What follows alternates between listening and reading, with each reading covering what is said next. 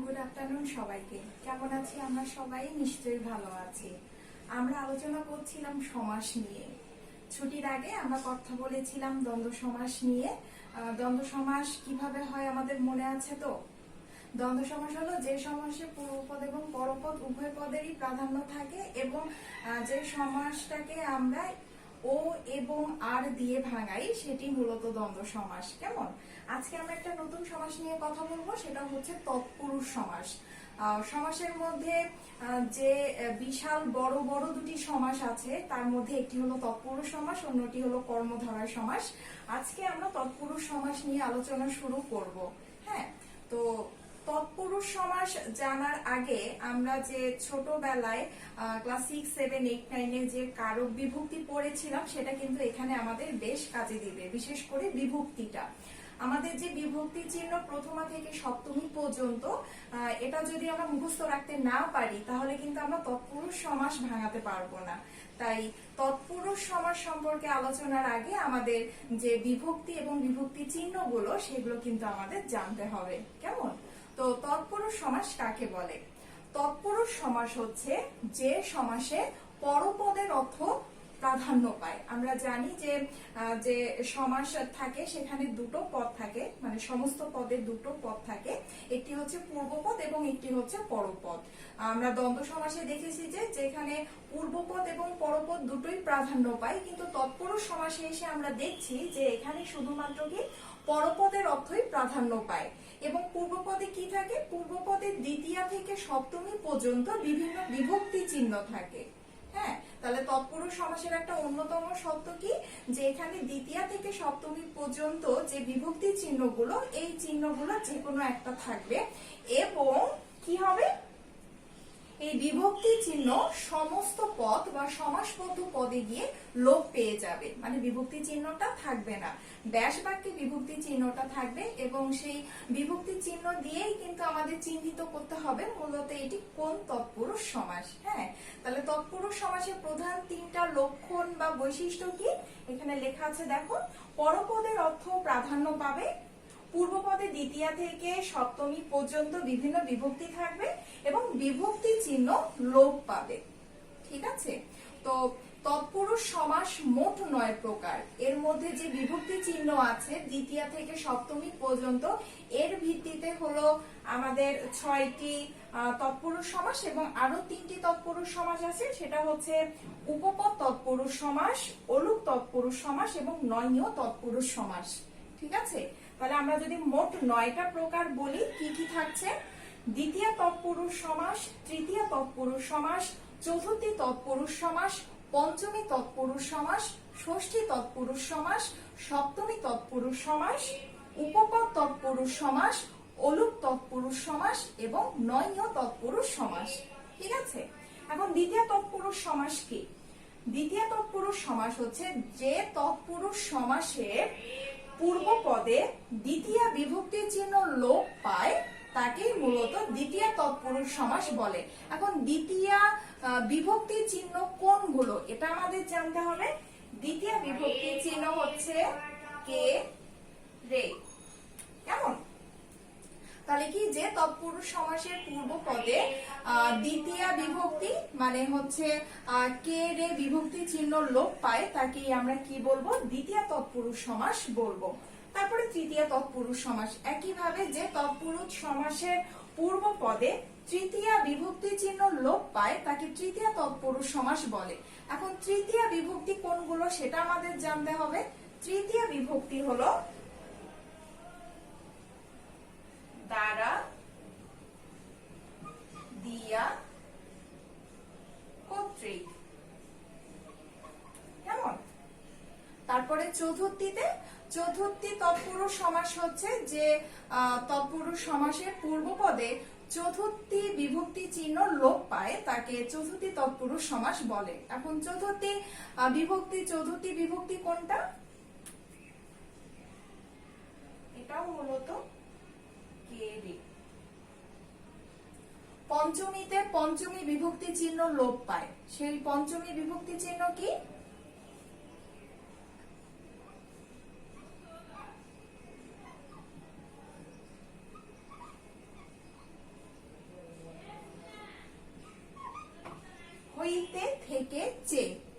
ষষ্ঠীতে ষষ্ঠী বিভক্তি চিহ্ন লোপ পায়। ষষ্ঠী তৎপুরুষ সমাসে ষষ্ঠী বিভক্তি কোনগুলো? র এর। তারপরে সপ্তমীতে কি হয়? সপ্তমী বিভক্তি চিহ্ন লোপ পায়। সপ্তমী কোনগুলো?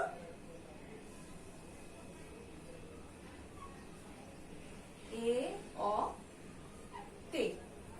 ঠিক আছে, তাহলে আমরা যদি এই দ্বিতীয় বিভক্তি, তৃতীয় বিভক্তি, চতুর্থ বিভক্তি চিহ্নগুলো মুখস্থ রাখি তাহলে কিন্তু আমরা ইজিলি তৎপুরুষ সমাসগুলো ভাঙাতে পারবো। আজকে আমি মূলত সপ্তমী তৎপুরুষ নিয়ে কথা বলবো, পরের দিন বাকি তিনটি নিয়ে কথা বলবো। কেমন? তাহলে কি দ্বিতীয় তৎপুরুষ কি কি? কে রে, হ্যাঁ, এই বিভক্তি চিহ্ন লোপ পাবে। তৃতীয়াতে কি হবে? দ্বারা দিয়া কর্তৃক এই বিভক্তি চিহ্ন লোপ পাবে এবং সেটা কোন পদে? পূর্ব পদে। কেমন? তারপরে চতুর্থীয় র এর। তারপরে এখানে অবশ্য আরেকটি থাকে ব্যাপিয়া, এটা যখন আমরা ভাঙাবো, সমাস যখন ভাঙাবো তখন আমরা এটা নিয়ে কথা বলবো। পঞ্চমী হচ্ছে হইতে থেকে চে, ষষ্ঠী হচ্ছে র এর, তারপরে সপ্তমী হচ্ছে এ অ তে। কেমন? এখন আমরা যদি কয়েকটা পদ লিখি এবং পদ লিখে যদি আমরা এই ক্যাটাগরিতে ফেলি তাহলে কিন্তু আমরা বুঝতে পারবো যে সবগুলোই আমরা তৃতীয় দিয়ে ভাঙাতে পারবো না, সবগুলোই আমরা পঞ্চমী দিয়ে ভাঙাতে পারবো না। এগুলো প্রত্যেকটি আলাদা আলাদা ভাবে ভাঙাতে হয়। তাহলে আমরা কয়েকটা আগে পদ লিখে ফেলি।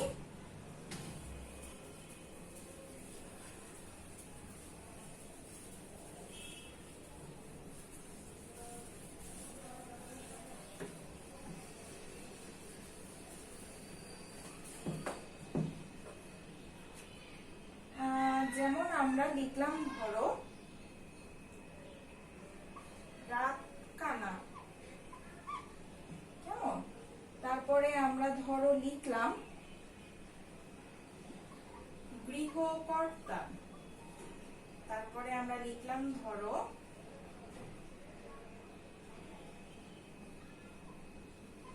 দেশ রক্ষা। তারপরে আমরা লিখলাম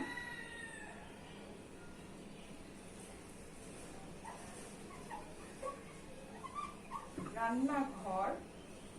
তারপর আমরা লিখলাম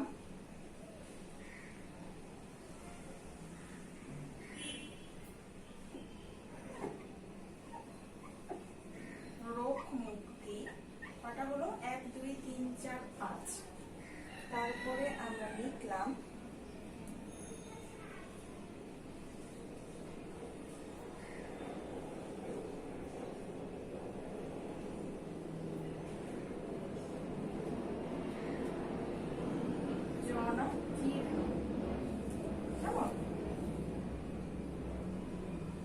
দেখো এখানে আমরা 6টা পদ লিখেছি। এই 6টা পদ কিন্তু কোনো না কোনো তৎপুরুষের অন্তর্ভুক্ত। এখন তুমি যদি চিন্তা করো, তোমার মনে আছে হচ্ছে যে কোনো একটা, যেমন ধরো তৃতীয় তৎপুরুষ সমাস। হ্যাঁ, তৃতীয় তৎপুরুষ সমাস তুমি রাতকানা, তুমি তৃতীয় তৎপুরুষ সমাস তোমার কি মনে আছে? যে দ্বারা দিয়া কর্তৃক দিয়ে আমাকে ভাঙাতে হবে।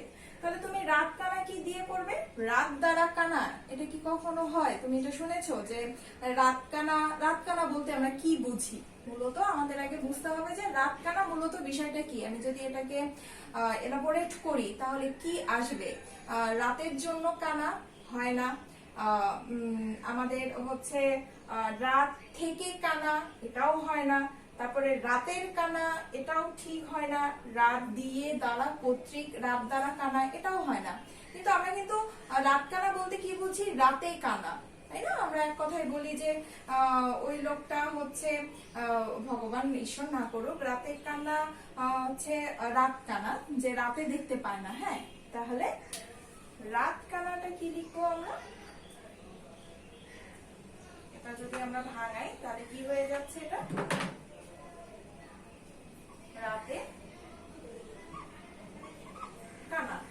হ্যাঁ, এটা কি কোনোভাবে কে রে দিয়ে হচ্ছে রাতকে কানা? এটা কিন্তু হয় না। তারপরে এটা যেহেতু রাতে কানা, এই এ হচ্ছে এই যে এ বিভক্তি, তাই না? যখন তুমি এখানে দেখছো যে পূর্ব পদে একটা বিভক্তি চিহ্ন লোপ পাচ্ছে, এবং কোন বিভক্তি চিহ্ন? এই যে সপ্তমীর এ বিভক্তি চিহ্ন, তখন এটা তোমার কি হয়ে যাবে? সপ্তমী তৎপুরুষ সমাস। আমরা পরে লিখছি। তারপরে দেখো লেখা আছে গৃহকর্তা। গৃহকর্তাকে তুমি এখন এই এই যে দ্বিতীয়া থেকে সপ্তমী পর্যন্ত আছে সবগুলোকে দিয়ে একবার করে চিন্তা করে দেখো তো কি হয়। প্রথমে আমরা বলি গৃহকে কর্তা, হয় না। গৃহরে কর্তা, কেমন অর্থ শোনায়, তাই না? তারপরে আমরা তৃতীয়াতে যাই, গৃহ দ্বারা কর্তা, ঠিক হয় কি? শুনতে ভালো লাগছে তোমার কি? তুমি কি মনে করছো যে এটা সুইটেবল? মনে হচ্ছে না। গৃহ দ্বারা কর্তা ঠিক একটা যায় না। তারপরে আবারও গৃহকে কর্তা যায় না। তারপরে দেখো গৃহ হইতে কর্তা হয় না। আমরা গৃহকর্তা কাকে বলি? যে বাড়ির প্রধান, তাই না? তাহলে কি হবে দেখো তো, গৃহের কর্তা, মাথায় নিবে। গৃহ গৃহ হইতে কর্তা, গৃহের কর্তা, কোনটা সুইটেবল লাগতেছে, কোনটা আমরা বলে থাকি সচরাচর।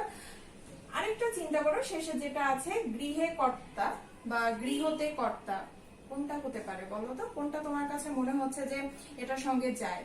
গৃহকে কর্তা, গৃহের কর্তা, আমার মনে হয় গৃহের কর্তাটা ঠিক আছে, তাই না? তাহলে আমি কি লিখবো? গৃহকর্তা হচ্ছে গৃহের কর্তা।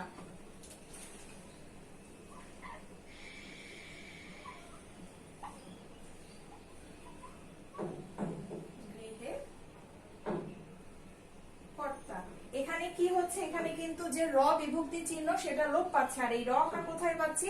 এই যে এখানে পাচ্ছি, ষষ্ঠীতে পাচ্ছি। হ্যাঁ, তাহলে এটা কি? ষষ্ঠী তৎপুরুষ সমাস। তারপরে দেখো দেশ রক্ষা, তুমি চিন্তা করো তো, দেশে রক্ষা, দেশ হইতে রক্ষা, দেশ দ্বারা রক্ষা, নাকি দেশকে রক্ষা? দেশ রক্ষা মানে কি? সে দেশ রক্ষার কাজে গিয়েছে, তার মানে কি? সে দেশকে রক্ষা করার কাজে গিয়েছে, তাই না? দেশকে রক্ষা, আমি এটা কি লিখবো?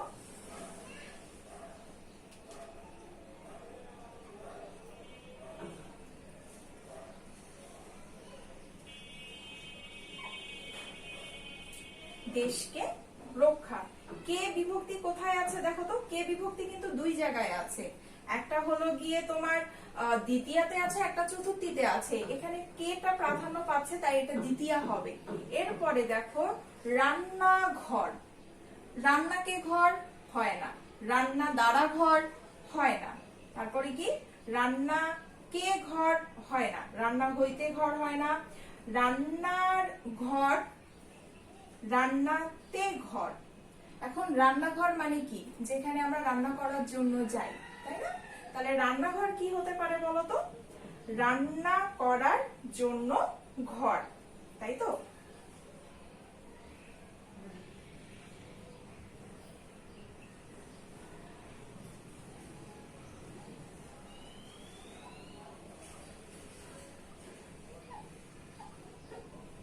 রান্না করার জন্য ঘর। এই যে এখানে রান্না করার জন্য ঘর, এই জন্য কথাটা আমাদের এই চতুর্থী বিভক্তির কাজ করে, ঠিক আছে? তাই রান্নার জন্য ঘর, রান্না করার জন্য যে ঘর আমরা লিখলাম সেটা মূলত চতুর্থী বিভক্তি হয়ে যাবে, চতুর্থী তৎপুরুষ সমাস হয়ে যাবে। তারপরে রোগ মুক্তি, দেখো তো, রোগকে মুক্তি, রোগ দ্বারা মুক্তি, রোগ হইতে মুক্তি, রোগের মুক্তি, নাকি রোগতে মুক্তি, কোনটা হয়? রোগ মুক্তি মানে কি? রোগ থেকে মুক্তি, রোগ হইতে মুক্তি, তাই না? রোগ থেকে হইতে, তাহলে কি হয়?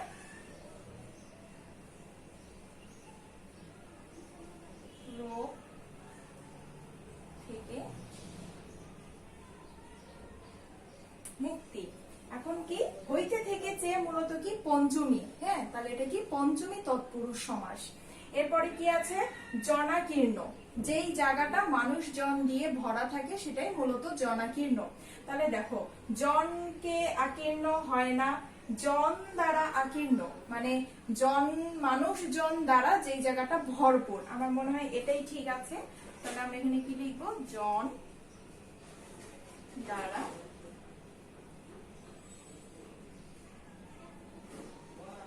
আকীর্ণ। কেমন?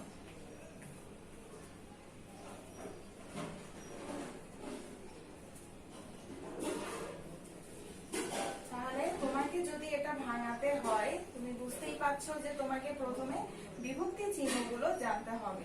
তুমি যদি বিভক্তি চিহ্ন না জানো তাহলে কিন্তু এটা তুমি ভাঙাতে পারবে না। আর তোমার পরীক্ষায় কিন্তু এই বিভক্তি চিহ্নগুলো দেয়া থাকবে না, তোমাকে এটা পুরোপুরি কি করতে হবে বলো তো, পুরোপুরি মুখস্থ রাখতে হবে। কেমন?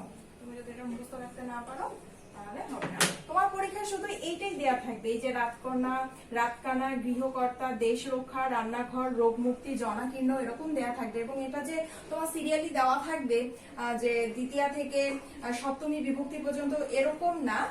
যেহেতু আমাদের সমাস করতে হয় মোট যে কোনো 8টা পদের, সেদিকে তুমি সবগুলো যে তৎপুরুষ সমাসের পাবে তা না, তোমাকে সবগুলো সমাস মিলিয়েই কিন্তু তোমাকে ব্যাস বাক্য সহ সমাস নির্ণয় করতে হবে। তাই এখান থেকে দেখা গেল যে তুমি যে কোনো একটা পেলে, গৃহকর্তা, হ্যাঁ, তৎপুরুষ সমাস থেকে তুমি একটাই কমন পেলে।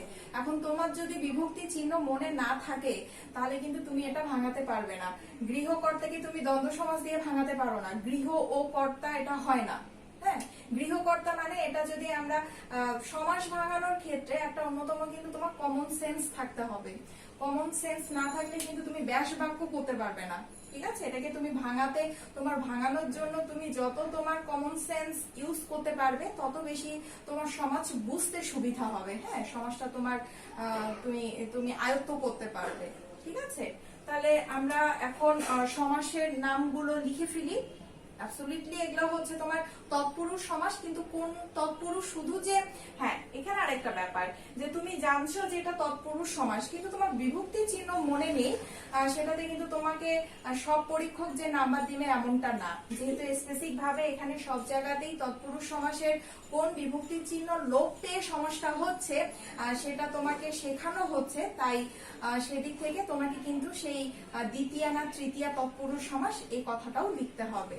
ঠিক আছে, তাহলে কি রাত কানা কি রাতে কানা, আমরা এটা কি জানলাম, এ যদি বিভক্তি চিহ্ন থাকে তাহলে এটা সপ্তমী তৎপুরুষ সমাস হয়ে যায়। সপ্তমী তৎপুরুষ সমাস। কেমন? তারপরে হচ্ছে কি গৃহকর্তা, ভাঙালাম কিভাবে, গৃহের কর্তা। এখানে কি আমাদের র যেটা বিভক্তি আছে সেই চিহ্নটা লোপ পেয়ে গেল। র কোনটাতে আছে আমাদের, র এর ষষ্ঠীতে আছে। কেমন? ষষ্ঠী তৎপুরুষ সমাস। তারপরে কি দেশ রক্ষা, দেশকে রক্ষা, কে বিভক্তি আমাদের কোথায় আছে, কে বিভক্তি আমাদের আছে দ্বিতীয়া তৎপুরুষ সমাসে। কেমন? দ্বিতীয়া তৎপুরুষ সমাস। রান্নাঘর কি, রান্না করার জন্য ঘর, জন্য কথাটা আমি আবারও বলছি যেটা চতুর্থী তৎপুরুষ সমাস হিসাবে বা চতুর্থী বিভক্তি চিহ্ন হিসাবে কাজ করে জন্য কথাটা, তাই রান্নাঘর হচ্ছে কি চতুর্থী তৎপুরুষ সমাস। চতুর্থী তৎপুরুষ সমাস। তারপরে রোগ মুক্তি কি শিখলাম আমরা, রোগ হইতে বা রোগ থেকে মুক্তি, হইতে থেকে চেয়ে মূলত পঞ্চমী তৎপুরুষ সমাস বা পঞ্চমী বিভক্তি, মূলত হইতে থেকে চেয়ে, তাহলে এটা কি হবে পঞ্চমী তৎপুরুষ সমাস। তারপরে আমরা কি দেখলাম, জনাকীর্ণ, জন দ্বারা বা মানুষ দ্বারা যে জায়গাটা ভরপুর, আকীর্ণ, জন দ্বারা আকীর্ণ কি হবে, দ্বারা দিয়া কর্তৃক হলো তৃতীয়া তৎপুরুষ সমাস, তাই এটা কি হবে তৃতীয়া তৎপুরুষ সমাস। তৃতীয়া তৎপুরুষ সমাস। কেমন? এই হচ্ছে আমাদের মোট 9 প্রকারের মধ্যে যে বিভক্তি চিহ্ন লোপ পেয়ে যে তৎপুরুষ সমাস হয়েছে 1 2 3 4 5 6, 6টার আমি একটা একটা করে উদাহরণ তোমাদের দেখালাম। তোমাদের যাদের কাছে বই আছে তোমরা কিন্তু সেই বইয়ের যে তৎপুরুষ সমাসের যে ভাগটা আছে সেই তৎপুরুষ সমাসে চলে যাবে। তো প্রথমে কি করবে, প্রথমে কিন্তু তোমাদের বিভক্তি চিহ্নগুলো মুখস্থ করতে হবে। আর যদি এটা ক্লাস 9-10 তোমার মুখস্থ হয়ে থাকে তাহলে কিন্তু তুমি তৎপুরুষ সমাস ইজিলি করতে পারবে। আর যদি তোমার বিভক্তি চিহ্ন মুখস্থ না থাকে তাহলে তৎপুরুষ সমাস শেখার আগে বা অধ্যায়টা শুরু করার আগে তুমি অবশ্যই বিভক্তি চিহ্নগুলো আগে মুখস্থ করে নিবে। হ্যাঁ, আর একদম ঠোঁটস্থ মুখস্থ রাখতে হবে বিভক্তি চিহ্ন, যেমন দ্বিতীয় বিভক্তি কে রে, তৃতীয় হচ্ছে দ্বারা দিয়া কর্তৃক, চতুর্থী হচ্ছে র এর জন্য ব্যাপিয়া, পঞ্চমী হলো হইতে থেকে চেয়ে, ষষ্ঠী হলো র এর, সপ্তমী হচ্ছে এ অতে। তুমি যদি এভাবে মুখস্থ রাখতে না পারো তাহলে কিন্তু তুমি খুবই কনফিউজড হয়ে যাবে তৎপুরুষ সমাস ভাঙানোর ক্ষেত্রে। কেমন? তাহলে আগে বিভক্তি চিহ্নগুলো মুখস্থ করবে এবং বারবার লিখবে। বিভক্তি চিহ্নকে মনে রাখার জন্য তোমাকে কিন্তু বারবার লিখতে হবে। হ্যাঁ, তুমি যখন এটা আয়ত্ত করতে পারবে তারপর তৎপুরুষ অধ্যায়ের যে পাঠটা আছে সেটাতে চলে যাবে এবং সেখানে এই উপপদ তৎপুরুষ, অলুক তৎপুরুষ এবং নয় তৎপুরুষ এই তিনটা বাদ দিয়ে যে এই আমাদের বিভাগগুলো আছে, এই প্রকারগুলো আছে, সেগুলো প্র্যাকটিস করা শুরু করবে। তুমি যেটা করবে আগে কয়েকটা করে লিখে নিবে, 6-7টা করে আগে তৎপুরুষ সমাসের আগে লিখে নিবে। লিখে নিয়ে তুমি আগে চেষ্টা করবে যে তুমি আসলে ভাঙাতে পারো কি না। হ্যাঁ, প্রথমেই যে তোমার সবকিছু ঠিক হয়ে যাবে তা না, কিন্তু তুমি যদি চেষ্টা করে এবং তোমার সেন্স খাটিয়ে ঠিকঠাক মতো করে ভাঙাতে পারো, আশা করি তুমি আর কখনো তৎপুরুষ সমাস ভুলবে না এবং এটা ভাঙাতে বেশ মজা আছে। হ্যাঁ, প্রথম প্রথম তো ভুল হবে, কিন্তু ভুল হলে যে তুমি বিরক্ত হয়ে সেটাকে রেখে দিবে এমনটা করবে না, কারণ সমাস পাঠটাই তোমার, তুমি যদি ইন্টার লেভেলের সমাসটা না শেখো তাহলে কিন্তু তোমার পরবর্তীতে চাকরি জীবনে গিয়ে এটা নিয়ে বেশ ঝামেলায় পড়তে হবে। কেমন, তুমি যখন চাকরির পরীক্ষাগুলো দিবে সেখানে কিন্তু তোমার কয়েকটা জিনিস খুব ভালো করে জানতে হবে, সেটা হলো সমাস, প্রকৃতি প্রত্যয়, কারক, সন্ধি। হ্যাঁ, এগুলো যদি তুমি ঠিকঠাক ভাবে আয়ত্ত করতে না পারো তাহলে কিন্তু তোমার যথেষ্ট ঝামেলা হবে। তো তৎপুরুষ সমাস তুমি যেটা করবে যে এই 6টা যে বিভক্তি চিহ্ন দ্বারা যে আমাদের সমাসগুলো হচ্ছে তৎপুরুষ সমাস, সেগুলো লিখবে খাতায়, লিখে লিখে ভাঙাবে। এরপরে ক্লাসে আমি আরো কয়েকটা তোমাদেরকে এভাবে বুঝিয়ে দিব। হ্যাঁ, সেই অবধি তোমরা ভালো থাকবে, সুস্থ থাকবে এবং অবশ্যই বাড়ির পড়া হচ্ছে বিভক্তি চিহ্ন মুখস্থ করা। সবাইকে অনেক ধন্যবাদ।